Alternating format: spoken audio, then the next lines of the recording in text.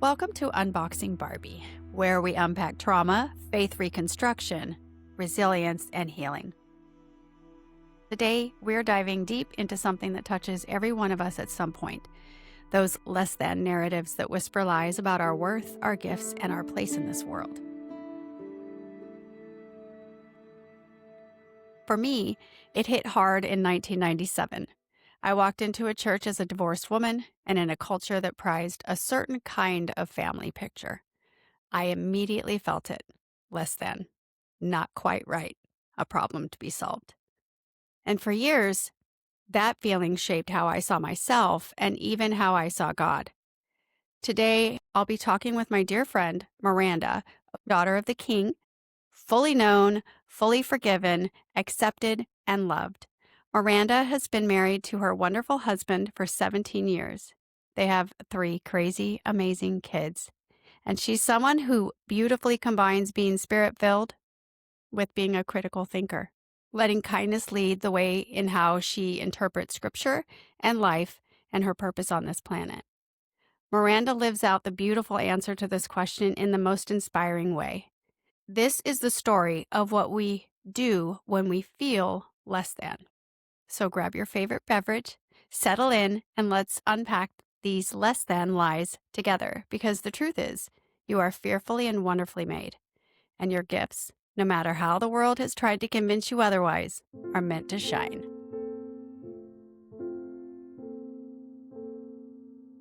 Miranda, welcome to the podcast. Thank you so much for I having am me. so thrilled to have you here. I can't even.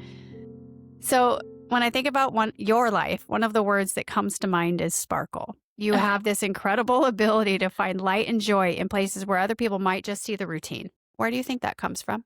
Is this church? Because I feel like the right answer is always Jesus. No, it's not church. No. Actually, this is No, so I'm cool. just I know, kidding. I love that so much. But this is true. This podcast isn't like trying to bring people into the faith. It's about Reality. people of faith being real, No. asking and wrestling with the hard questions. So I think that the first place I saw sparkle in the mundane actually was my mom. Aww. Because my mom, so I would consider a larger family. I guess it's really not. There's 4 girls. I'm one of 4 girls. And my mom essentially raised us by herself. My dad was not really a part of that. So that's a lot for one person to handle. All of the laundry, all of the disciplining, the character, the heart, the pursuing of Jesus, and trying to lead us all to fall in love with her Savior, on her own. While also navigating junior proms and boyfriends and... Yeah. Without a partner. How far apart are all of you guys? So, or the spread, at least. So the biggest, so for me to the youngest, I believe, is 12 for 12 and a half years. So, and you're firstborn? And I'm the firstborn. I didn't I think I'm just now realizing that I did know that. Yes. I love this. Okay, go ahead. So I am number 1. I'm number 1. But I don't think I ever heard my mom complain about doing laundry or doing the dishes. She did them all day, every day, but I don't remember her complaining about it, which didn't make sense to me, because as a wife and as a mother, I know sometimes I'm like, is this ever going to end? How many dishes do I have to do every day? But when I look back and I remember that, it's because she wasn't doing it for us. And she wasn't doing it for herself and the things that she could get out of it. She wasn't doing it for the praise of like us as her daughters or even her husband, who probably wouldn't have recognized it anyway. Right. And she was doing it because she was serving the Lord in everything that she did. And that is why she woke up early in the morning before we woke up for school. And that is why she stayed up far later than us getting things together. That is why she chose to never work, so that she could be home and present with us. I didn't realize that she didn't work. And serve us. Wow. And our friends and our community. All of these beautiful, wonderful things that I think that's the sparkle, is when you realize that it has nothing to do with you and everything to do with who you're serving. Amazing. That's so cool. I love that your mom led that way. I mean, I think Can't help but wonder how she must be like a superhuman. I would love for you to, like, sit and talk with my mom because she is an incredible woman. It has to happen, and she's not that far away, and she's here so often, and so am I. We're talking today about this idea of less than and how we often sort our lives into important moments and mundane moments. Have you ever struggled with feeling like your daily life was somehow less significant than some of the big highlight reel moments? Yes, I think the majority of those thoughts come from insecurity stemming from when I was younger. So I was a really sick child growing up, missed way too much school, was in and out of the hospital a lot, which was fine. Like, again, when I look back at my childhood, it was still really wonderful. I was just happened to be sick majority of the time. And so struggling with school because then you're behind, especially in math, because you cannot miss math and then expect to be, at the level that you're supposed to be at. So that was always a challenge. And my dad, bless his heart, would say, Miranda, you're so gifted, but you're just not that smart." Oh, man. I knew that he wasn't doing it to hurt me, and so even now knowing that, I don't shame him for that. It is what it is. It is. But my sisters were all brilliant. And they're brilliant in a totally different way than I am. They see things differently than I do, and their giftings all of us are very different. But school was very easy for all of them. Or they were very diligent and worked hard. I'll be honest, I wanted to have fun. I did my homework maybe and passed my classes, but academics were not the priority for me, mostly because when I missed so much school, being up to date was so difficult. I was just like, you know what? I just want to have fun. So then my insecurity it fed into it when then I got pregnant at a young age, didn't go to college. All of my sisters are going to college. They're talking about things that I have no idea what they're talking about. They know words that I didn't even know existed. And I felt stupid, Yeah. really, Yeah. and stopped engaging in a lot of conversations. Well, Which again, natural. this is shame. See how I Right. do this? Natural. Right. I Natural, shame maybe. myself for even thinking. But you know what's so cool is you're catching I do. yourself. I do. And that's what my whole thing is like, gosh, if we could if we could just remember that every time we fail, Yeah. it's easier to meet the mark we're hoping Mhm. for the next time. Yeah. Whether you're shot putting or jumping Yeah. or whatever it is, it doesn't matter. And if we're learning to undo shame in our narrative, our internal voice or our external voice, it's things like that going, wait, stop. That was shame. Identify it, kick it out. It doesn't have any business here because shame is rooted in fear. God is a God of love. Mhm. Perfect love casts out fear. Fear and love cannot coexist in the same cell. They just can't. You're pumping neuropeptides out, and you're either under shame and fear or, whatever, or you're going to choose love for yourself like you just did. You pulled yourself right out and you chose love. It's just having, like you said, the awareness and then taking the time to stop. And that's really what's so hard. We don't want to slow down enough to stop and reroute or find a different way. Find a different way. But that to be said, the mundane, where that led into it, is that then all of a sudden, this life that I had loved and I had built felt very small and very like, oh, I guess I'm not really worth that much. I'm just a mom. I'm just doing laundry. I'm just raising kids. Now, praise God, that is not how I feel at all anymore. And my kids were very young. And so it was very easy for me to convince myself that I was just freaking killing it in life when we all know that that was not how it was, that was just God's grace because parenting gets significantly harder as they get older. Really? Huh. I didn't know that. God. Lord, help us for the But love. yeah, but I thought that my life was just blah. It's anything but. I think just how you're impacting Larry. Hmm. I don't, Yeah. just Larry's life. Yeah. Come on. Yeah.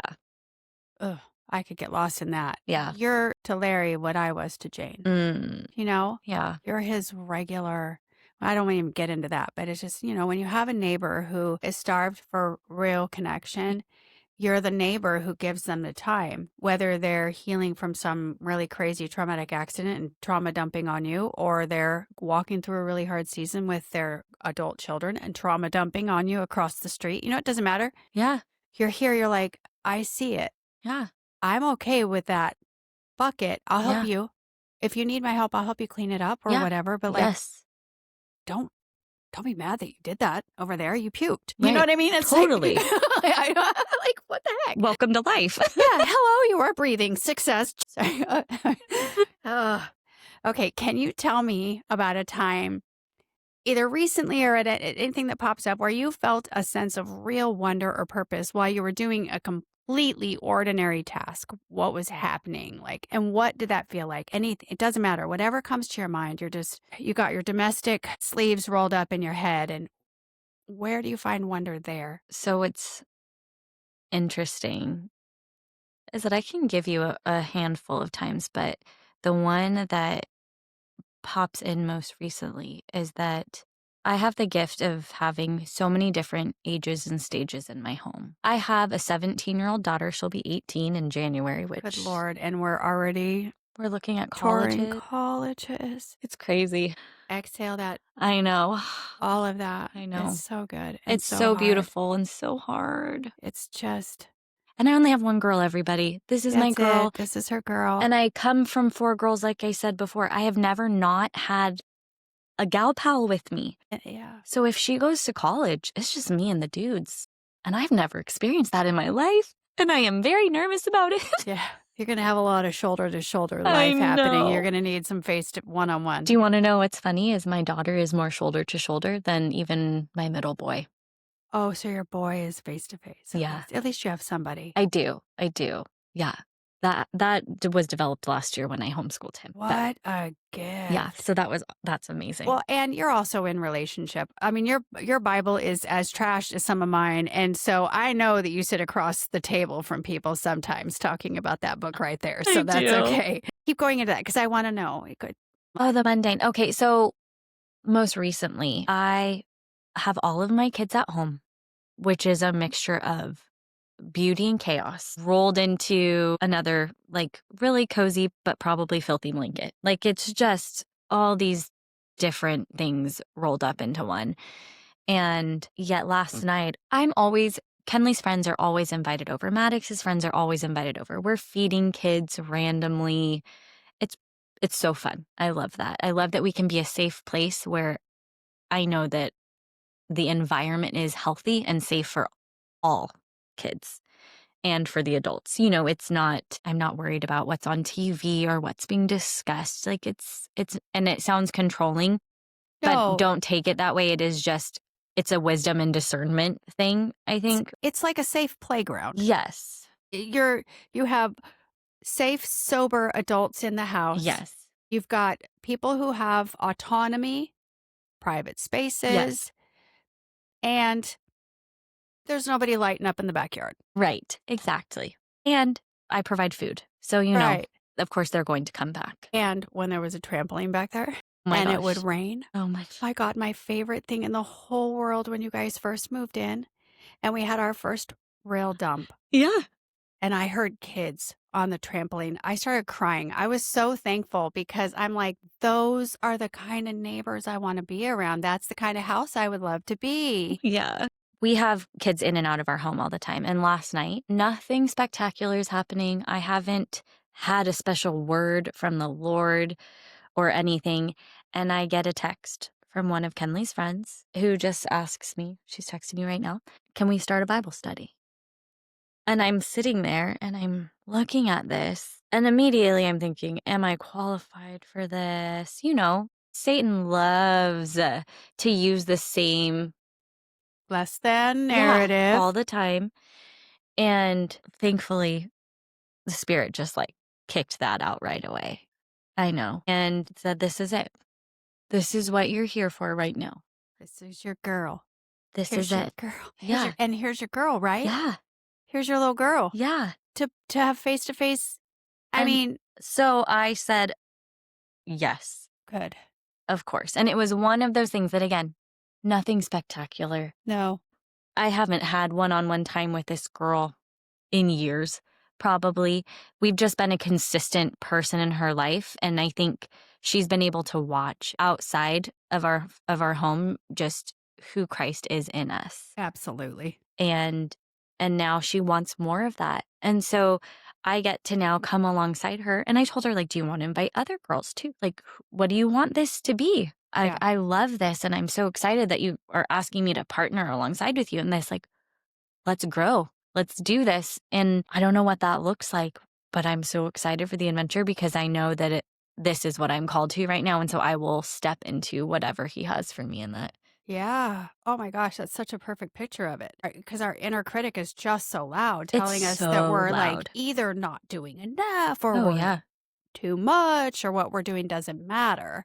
And so, do you have a couple of anchor things you want to hang on to remind you to talk back to that voice as you navigate this? So honestly, right now, it's more of just pictures. So I picture myself talking to anybody else that I love the way that I talk to myself. And I would never, ever speak to somebody else the way that I speak to myself.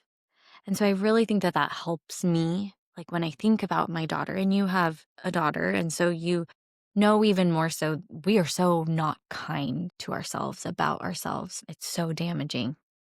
And it starts to feed into other relationships and how we see people. And then the comparison comes up and the critical side of it comes up. All of these things that just start popping up out of nowhere. And so I think that has been really helpful. And then also to slow down. I speak really quickly. My thoughts move really quickly at an alarming rate, actually. And so I had a mentor who told me that all creation, when they are in danger, they freeze and they take an assessment of their surroundings. As humans, we flee. We don't think, we just run. And she said, sometimes you need to stop and you need to think, where is this coming from? Why is this happening? And then move on from there. But it takes the fear out of it, right? It takes the rush out of it. And when you're rushed or moving in fear, there is no, like you said, there's no love. There can't be for you or for anybody else involved. Absolutely not. Love has left the building. Yes. So, And, when we can't bring love into it would be fine if we were the only being in the building. yeah, but we're not. No. We're That's not. so helpful. So helpful. I've been in my quiet time. I've just been really focusing on the concept of being with Christ and with the Holy Spirit, like just being with. And one of our pastors, I don't know which one, and I don't even remember necessarily what the sermon was on, but something that he said really stuck with me. And it was that Jesus didn't die for you because he needed help with the housework. He died because he wanted to be with you. And the idea of being separated from you was just unacceptable to him. And to me, I was like, oh gosh, I'm just trying to help with the housework. I'm just trying to earn my way somehow. And he's so patiently reminding me, like, Miranda, I just want you to sit with me. I just want you to know my voice when you hear it. I want you to rest with me. I like all of these things. I just want you to find with me. And so just sitting and not even asking him or praying to him, just being with him. And sometimes he'll speak to my soul. And other times it's just us hanging out, having a cup of coffee. Me picturing just literally cuddled up with him on a chair because he's my daddy. And that's already an Yeah. interesting relationship that is hard for me sometimes. Yeah. But trying to find that intimacy with him in that way, of how I watch my husband try and have that with our kids. It's so beautiful. Isn't it amazing It is. to just sit and thank God for the men that we Yeah. married? Yeah. And it's not easy No. because you watch your kids reject their father. Of course. He's trying so hard. I Yeah. don't understand.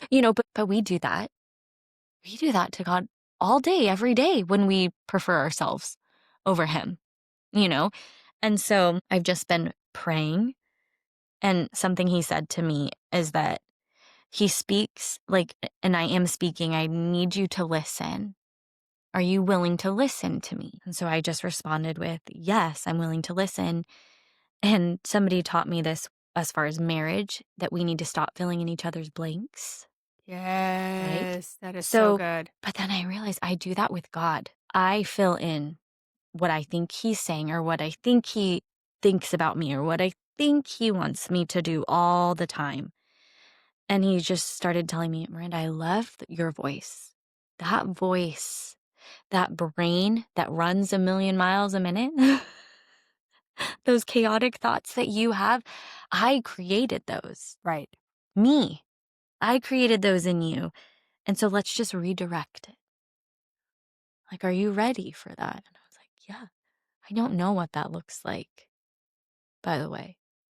I'm still waiting. Most of us don't, friend. Most I'm of us still don't. waiting. But he just says, as I listen, he's going to reveal what he has for me.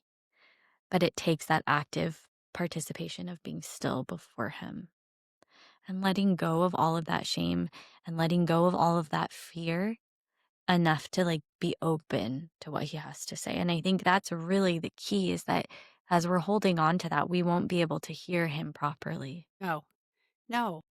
I know a big part of your story involves this conscious journey of healing and choosing how to parent your children differently than Mm, maybe your example, even though your mom set a fabulous example yeah. of like following hard after God's heart. Yeah. She obviously surrendered her life to him and Hmm. all of the day-to-day messiness and all of that. So how has your own healing journey changed the way you see holy moments in the messiness of your motherhood?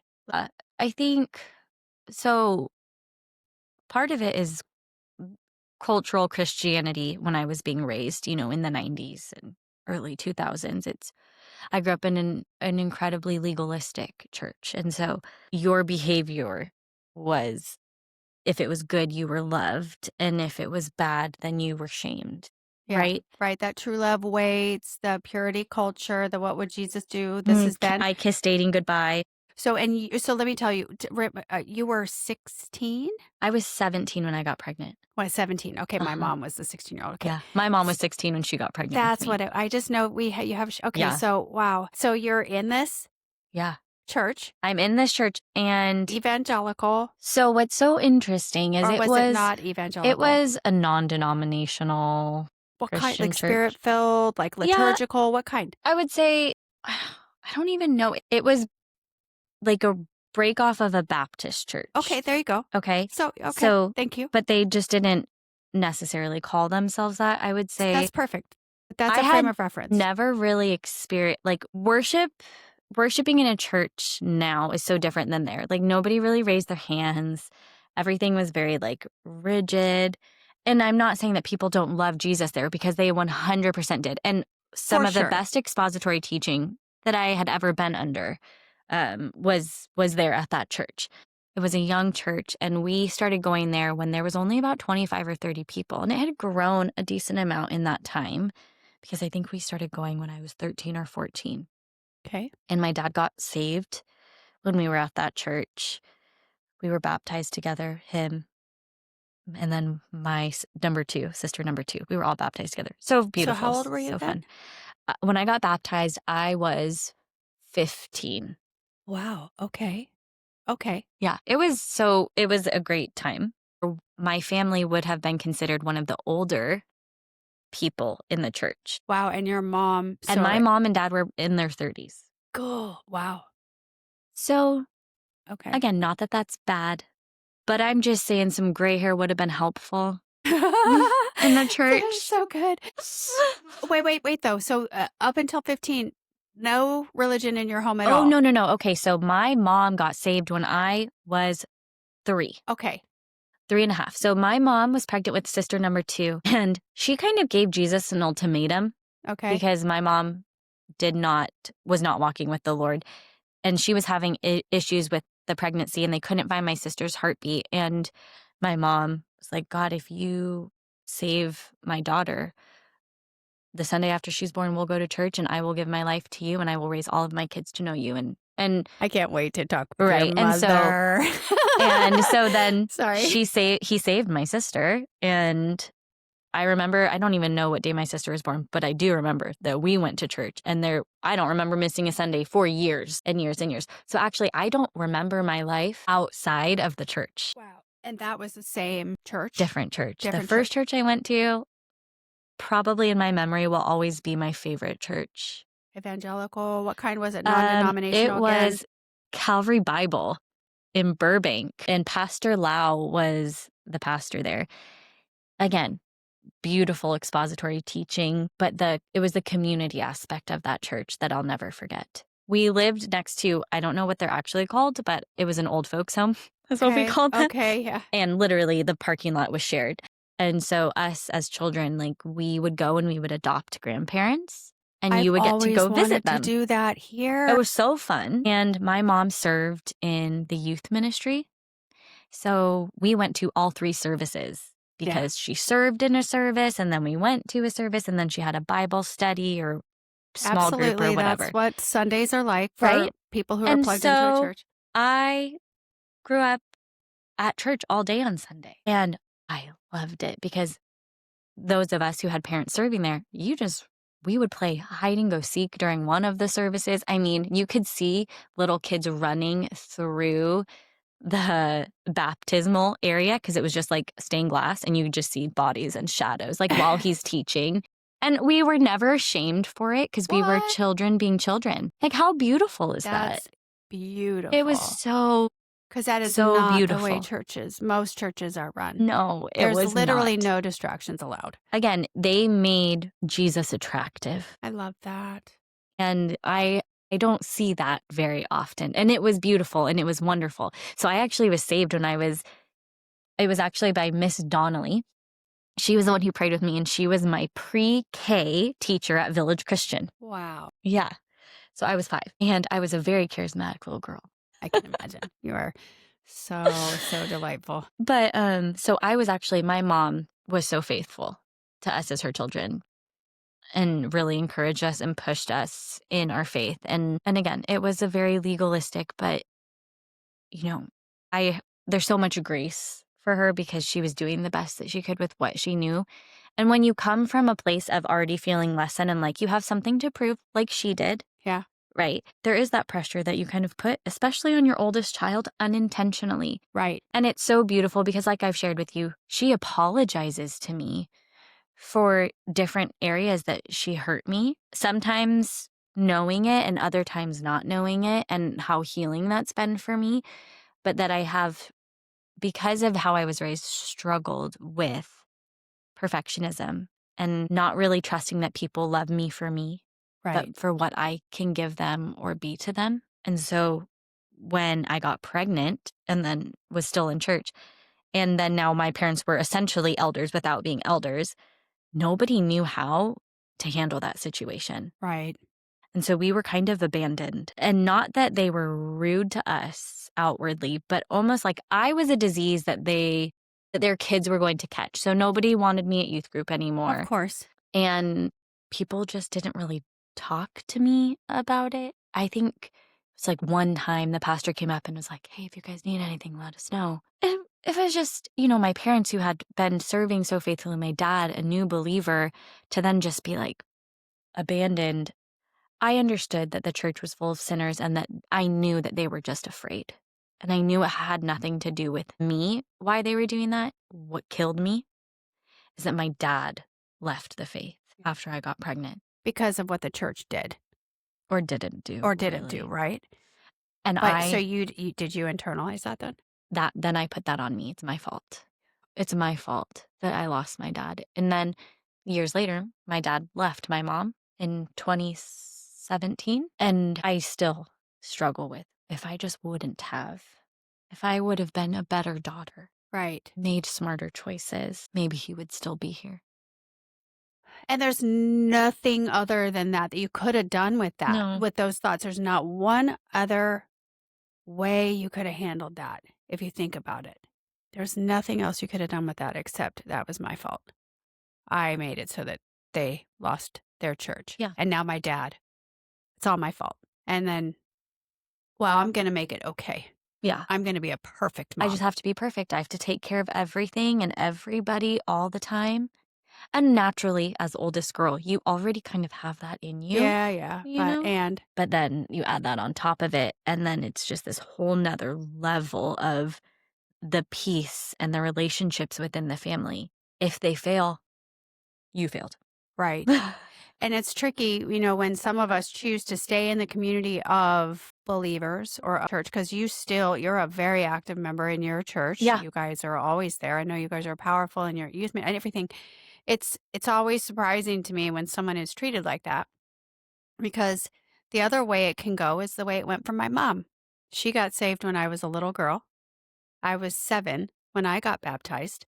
My mom was a single mom, and the evangelical church didn't know what to do with her promiscuity and her drug issue and some of the coping mechanisms she had put up to try and keep herself alive with her 5 children, one severely medically complex. And every coping skill that she brought to the table, it was the best she could bring. Not enough. Not good enough. By any standard, we should have been removed a lot of times over, but that's not what we're here about. What happened, though, she lost her church community because they don't know how to deal with The mess. the mess, Yeah. the things that don't fit inside a narrative when you have a person you adore so much.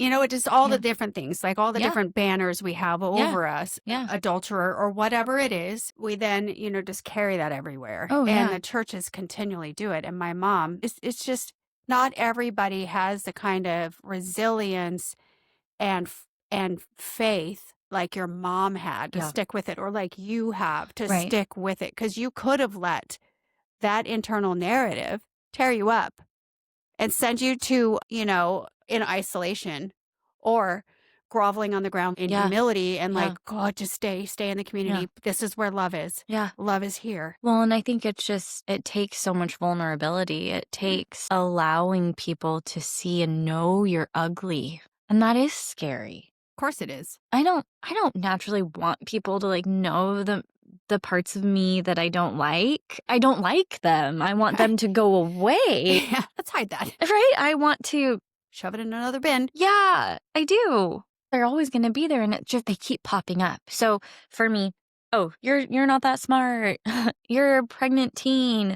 You are only loved if you're good. It's your responsibility to make sure everything and everybody's okay. You are an adulterer. You're not financially wise. All of these things that have piled up over the years in my life, none of those go away. Okay? They are still there.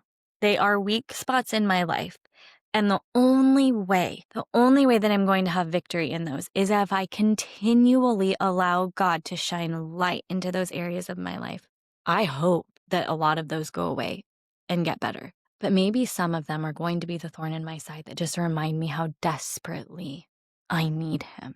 Yeah, or like that living parable, right? How when Jesus withered the fig tree, that fig tree that they say it was the season for figs, it should have had leaves and figs. And because it didn't, he withered it on the spot. And that was a reminder, because he had just come out of the temple and he withers this fig tree on the spot. And the disciples see it the next day. And every single time they walk to the temple, they get to walk by that living reminder to stay away from hypocrisy, not worry about the leaves that I'm producing more than the fruit The fruit. that people can come and get from my life. And so you have this living parable now. Do you know Matt Chandler? I don't know. Okay, so he's a pastor in Texas, Okay. which I know people are like, oh my gosh, Texas. No, Whatever. It's all great. good. I His have no teaching's judgment. wonderful. But he was doing a series on repentance, which is just, yeah, I know, right? I know. You want to get just like your butt kicked a little bit, because let's be honest, sometimes we need it. Actually, a lot of the times we need it. And he was talking about the fruit of the Spirit and, being attached to the source and like Christ being the vine and we're the branches. And how many times are we like picking up other people's fruit and like trying to like staple it to ourselves? Right? Oh, I'm good. Yeah. Like, oh yeah, look, I like that. I like that. I Yeah. like that. I Yeah. like that. Yeah. And then we're shocked when they die. Yeah. Or they don't start They don't propagating start or right. We're like, whoa, whatever. whoa, whoa. But I like that. I picked it up. I'm doing the work. And he's just saying it is this inward thing that produces the outward fruit. And so until that inward, fruit is there from the Holy Spirit, from the work that Christ is doing, like nothing on the outside is going to change. And you love plants and your greenhouses. Yeah. And Yeah. Yeah. Gardening and my husband is a landscaper, yeah. right? So Yeah. we speak very often, and he needs to write a book about just the landscape terms, like Christian for landscapers, or you know what I mean? Because there's Yeah. just so many terms and analogies that Christ uses, Well, yeah. so many. But we talk about like the different soil all the time. And I think for me, a lot of the times I just like to like scrape away the top of it because I'm impatient and I haven't let him. I don't cry a lot. I know this is really bad. No, no, it's not bad. I try.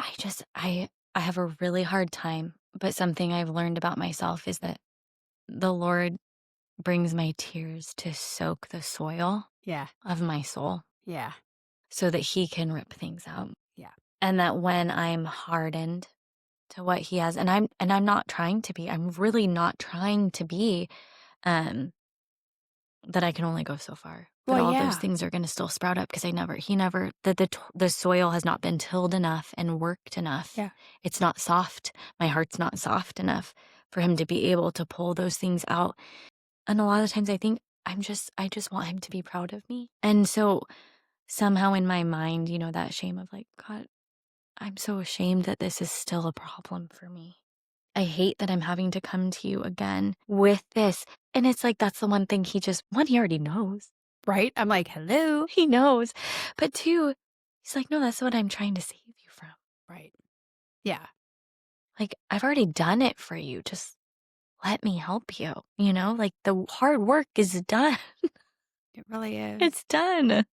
And it's so much easier than we think it's going to be Yeah, to release it once we I actually know. let it go. And yet we can't. It's the survival. And part of the beauty about, being integrated, allowing our healing to be out loud like this is Yeah, that we are becoming exactly who is the most authentic version of us in that yeah, moment anyway. yes. And so if we can stay authentic to either what we feel like we're being asked to do or stop doing or Yep. whatever the words are, but if he's asking for a change, trust him with the process. Yeah, yeah.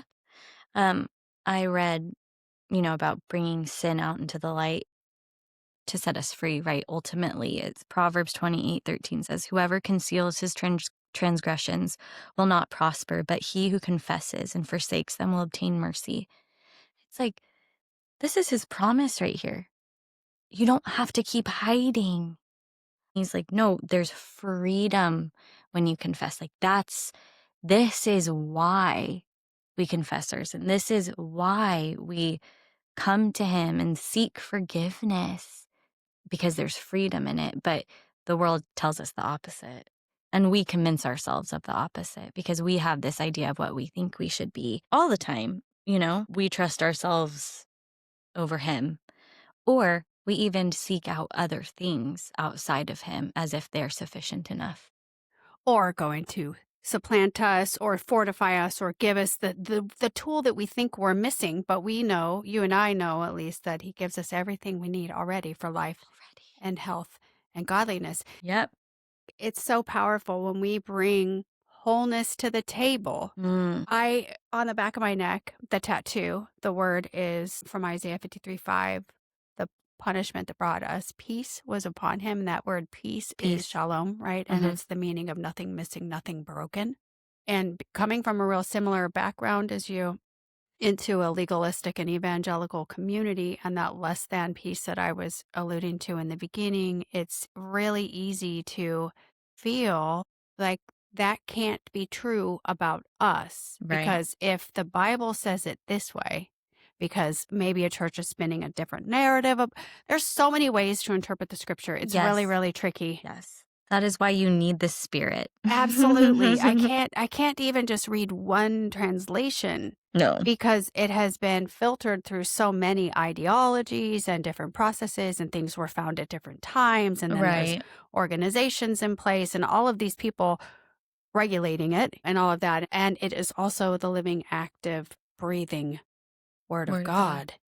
And so I love going all the way back to the original and finding this wholeness, like realizing that I thought that meant somehow that my yucky mess, this diagram that is my life of sin and shame and all the broken parts that I Ugh, bring into yeah. this walk called Christianity, and that somehow God's going to just put this color overlay over the top, and it's just going to look perfect, Right. and it's just going to be perfect. This whole just nothing missing, nothing broken. And it's walking our messy wholeness into our humanity and abiding in the vine. Abiding. Abiding in the vine, trusting the gardener and the seasons, doing our part The to pruning that the hurts like pruning. heck. Yeah. And making sure that we don't allow places in our lives where pests are taking over. Whether it's mealy bugs or spider mites or, whatever, things eating my tomatoes, Yes. abide Abide. and bring wholeness in whatever form we can Yeah. to the people around us, right? Letting him fill in the gap, right? So, you know what I mean? Yeah. Like, never like, oh, so that I can bring this perfect looking mom to you. But no, it's like, oops, I spanked a kid on the way to school today. Yes. Failure is certain. It's the one thing that we can be absolutely certain of, We will fail. and we will die. Yeah. And it's how we respond to it that matters. Absolutely. It's the opportunity to start something over again. Find a different way. Find a different way, but maybe like more intelligently this time, with more thoughtfulness, Right. with more of the Holy Spirit. Like, how often do we just try and get something done and don't even think about asking Him for help? Right. Or the impact of Yeah. how we cut the corner, or if we, whatever it is. You mean laziness? Anything, there's a lot of things. Even if we spend too much time, like even if you're cleaning the house for a party and you spend too much time cleaning out one corner, but for losing the sight of the weeds around you, Yes. it's like, Oh, yeah. well, let's not get focused on that one now. Oh, yeah. I know. When you parent from this place, I can't help but think about the way that we're building. When we parent from this place and we have an inner voice, because not everybody does. Did you know this, Miranda? That there are people who don't have an inner voice, an inner critic? No, I don't understand. I don't either. I'm just finding this out, like in the last few years, that there are people who don't have any kind of narrative playing in their head about their actions. They just say hello to a person And then move and on? walk on in the grocery store to the lettuce aisle or whatever, and don't think about whether they made the eye contact right, or whether they forgot to smile, or if they seemed rude or whatever. I mean, I'm not saying I go into that kind of detail, but I Right. go into some pretty gnarly detail. Like after a conversation, even in our conversations, you have said to me, "I'm so sorry if that came off." And I'm like, "Are you kidding me? No, I didn't even know." I do all the time. Not at all. I can't get over the narratives that I have going in my head. So anyway, Yes. your kids have an inner critic? Do you hear that, see that in their behavior? Do you Oh, feel like they all have yes. inner critics? What are you doing other than pouring your heart out with bloody knees to Jesus? Like, what are you doing for them? So what I'm doing for them is I'm working on my inner critic outwardly, because I'm learning for the Yes. first time in my life Yes. that that's not okay. Thank you. That's not okay to Yeah. talk to yourself that way. But then because I'm so critical of myself, I have brought that out into my children, and it's so normal for them. And it brings up fear and anxiety and shame and all of these things. So how I can help them is by implementing tools from people that are helping me, maybe even paying for someone to help them as well. Right. When we can. When of I course. can. Yeah. But ultimately, yeah, it's just this, we're learning together. We're practicing these things together. Hey, I'm struggling with this. This is what I told myself today. And this is how I'm surrendering it and going to be going a different direction. What about you? What are your thoughts Yeah. today? How Yeah. can we do this together? Yeah. Or if it's someone on a peer level, "Hey, will you be willing to speak into my blind spot on this? Like, Accountability. please." And, like, but taking that word back, like, because accountability has been tricky. Yes. Like, accountability not for the sake of going through you remember those lists that were always back in the day? Did you have accountability groups at your church in the '90s and 2000s too, where you would have a bookmark and it was like, if you went through like 5 or 6 questions, I No. think that was a big thing in the church we Oh were in. my It was gosh. accountability groups. So I think I was young. Okay, accountability groups, you went through a list of specific questions. I probably have a bookmark somewhere. I can't tell you how easy it was to answer a question honestly, but miss the question entirely. Do you know what I mean? Hmm. Like, have you watched any unclean Yeah. things? Nope, but I was making out with so and so in the Oh, car, yeah, yeah, you know yeah. what I mean, or Yes, whatever. yes, I'm yes. sorry, you Yeah. could, if somebody asked you a direct question, you could absolutely avoid your sin. Yeah. Talk around it. I did it for years.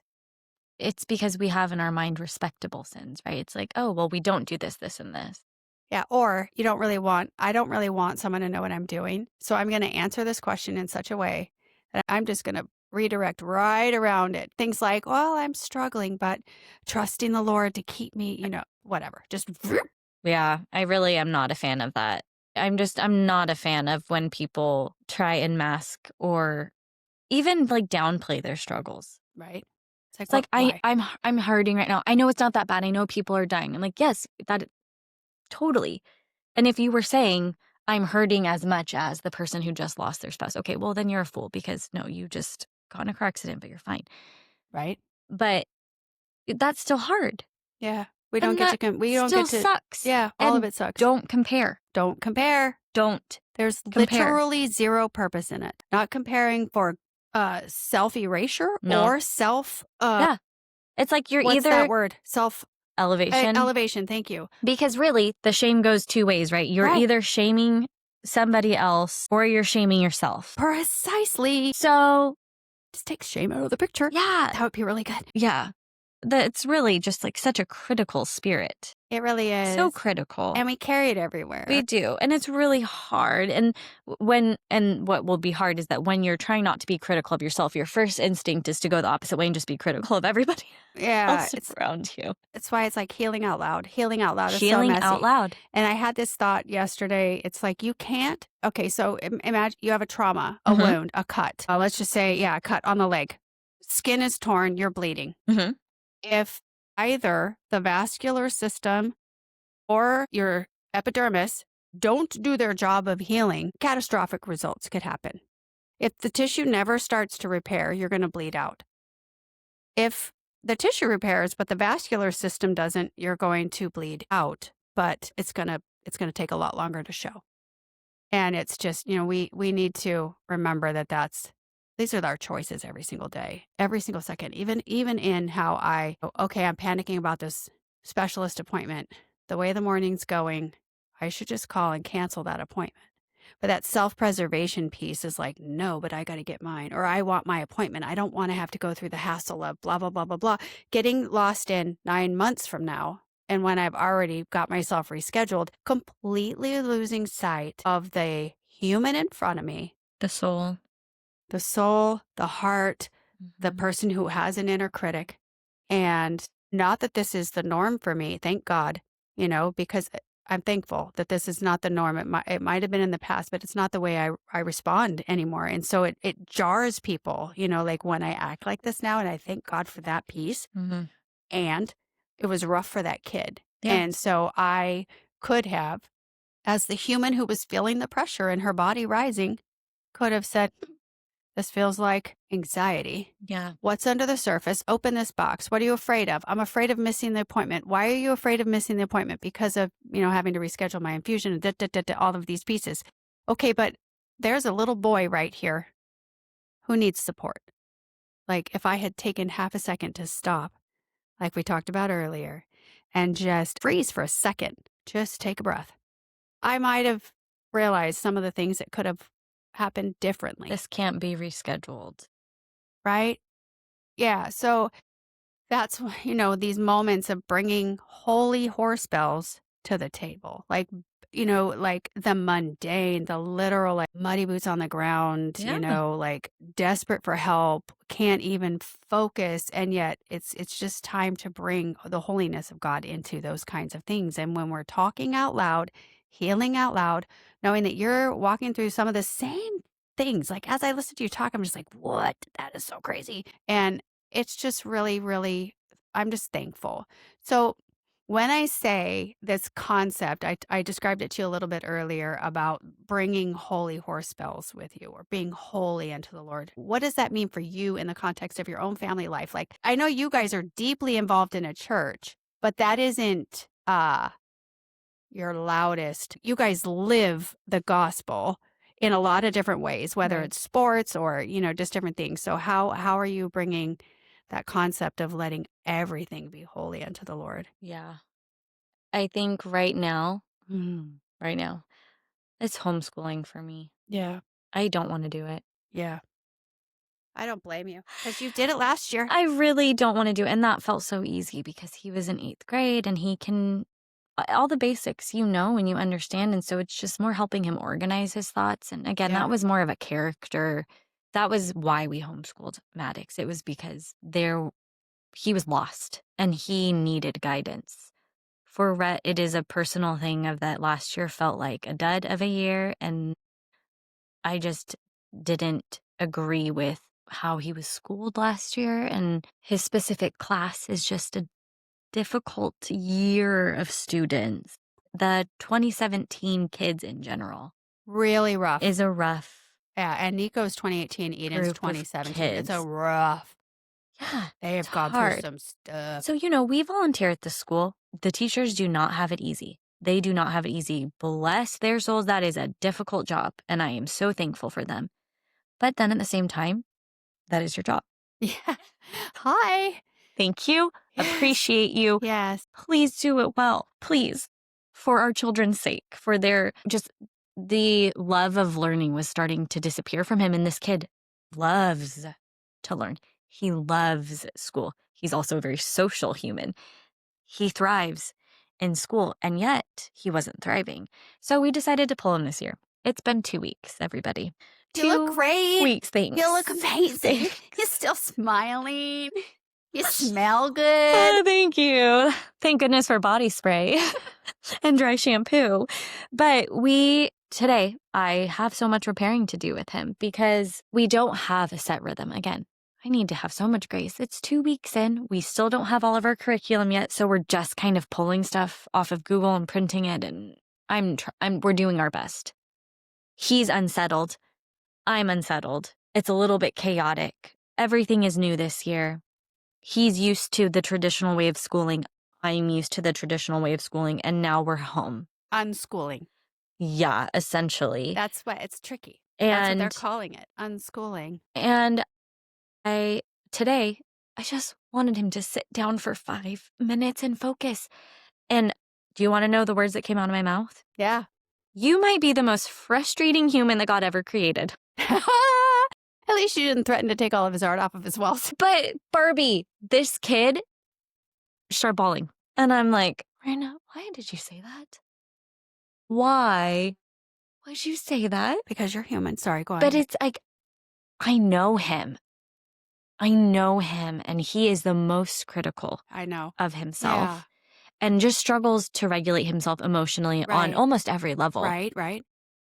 And the second I said it, I knew. I'm like, oh no. So my daughter, my 17-year-old daughter, goes and she goes to talk to him in his room because at that point, it couldn't be me No. to do it.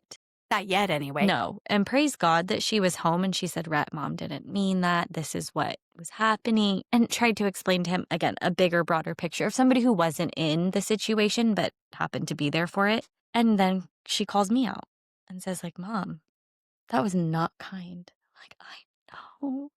She goes, even if it's true. That's so You amazing. didn't have to say it. So amazing. My 11-year-old, after I spanked Nico, Mimi, what was that? I know. We are living a life surrendered and humble, Oh, yeah. not expecting that we have it all figured out. No. and also aware that we bring a wisdom to the world that the kids don't quite understand yet. So we toe the line where we toe the line and we find margin where we can. Yep. And again, I think I have to remind myself that that was a parent fail. I did fail. However, part of the course, what am I going to do now? How do I work to repair this? How do I, first of all, it starts with seeking forgiveness from my son for saying something that was hurtful and also not true. Right. Well, and that's the thing. And that's starting with that here. That wasn't That true. was not true. So I want to say this way. When I'm being challenged by, repetitively sitting you down, Yes. I become dysregulated. Yeah. Here's what I would have liked to have said instead. Something along those lines. And this is what's true about who you are. Absolutely. And I think that is so important, not only with our children, Right. when we mess up and then have to repair. Also, we're repairing the hurt that we've done to ourselves over the years as well. Yes. And so it's speaking the truth over ourselves about who we are, how we were made, the beautiful things about us, the fact that he desires to be with us and that he calls us beautiful and worthy. Yeah. All of these things that we really struggle with seeing is true. It's like you can hear that and you're like, oh, yeah, I know. You've ever seen a first-time parent at their first AYSO game? Yeah. That kind of heals your heart about does. God just a little bit. It does. Because you go, "Oh, there is nothing game about AYSO, and those words don't even belong in the same sentence. I've been to a couple of them. It looked more like there's a ball on the field somewhere. There's a lot of kids running a bunch of different directions, and the parents don't care. They're not saying, well, there were a few. There was one father, there's one in every crowd who has a beautiful athlete Yes. at his disposal. Yes. And you can tell they play a lot together, he and her. It's like It's a passion of the family. Yeah, or at least his and hers, right? And so she was very good at it, highly skilled, did not belong in AYSO. Wink, wink. Yeah. Those are not the families we want there. Because on the sidelines, those kids are hearing, why did you push it the other, but for the other hour, how many kids are on a soccer field at a time? 6 or 7? 6 or 7 kids. And the exception was the kid who was already an athlete. Yeah. And every other parent is celebrating everything their kid just did. Yeah. There wasn't a single second of, why did you kick the ball in the wrong goal? Because they're learning. They just got their first practice 20 minutes ago. They don't know. They don't know. They get to learn. Yeah. And so that just heals my heart about God. And I think, and that's the kind of thing where it's like, he isn't waiting for me to get it perfect. All he's wanting is my eye contact occasionally to make sure that we're still in the same place. Like he's still in the stands or whatever, just keep my gaze toward him. Yes. And it's going to be fine. Yeah. What do you have right there? I journaled just about God's intervention in my life. And I wrote this in June, beginning of June. And I keep coming back to, hence why it's bookmarked, because I keep coming back to this because I need the constant reminder of where I was and where he's taking me. Before God intervened, I was broken. I believed I was a failure and I didn't think I was a good mom. I felt alone and unworthy of real, lasting relationship. I was sad and striving, constantly comparing myself to others, unsure if I could trust my own thoughts.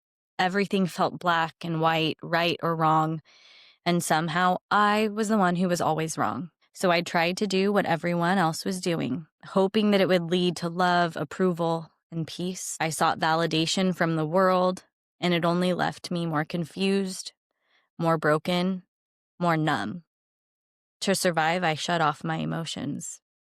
I didn't feel anger or sadness anymore, but in doing that, I also lost all of my joy, and with it, true connection. But God never stopped pursuing me. He brought me to a place where I had no option but to cry out for help. He began to heal me. He gave me tools, but more than that, helped me see how deeply I am loved and seen by Him.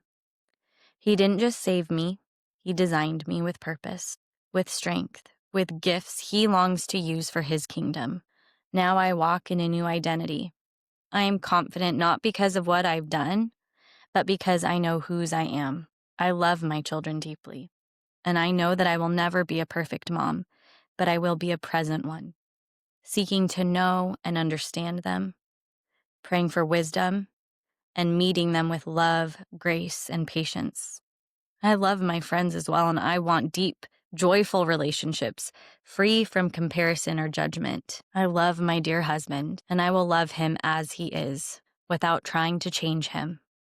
I will pray over him and trust God to raise in him the man that He has called him to be, a leader of truth and in love for our family. Because I know that I have strengths. God created me for a reason. I will choose to live each day surrendered to His will, ready to be used by Him and for Him. I am a daughter of the King. I am loved. I am chosen, and He calls me worthy. It's just amazing to get to do life next to you, friend. Thank you, Miranda. Thank you for your wisdom, your honesty, and for showing us what it looks like to live a life that sparkles. I love you, Barb.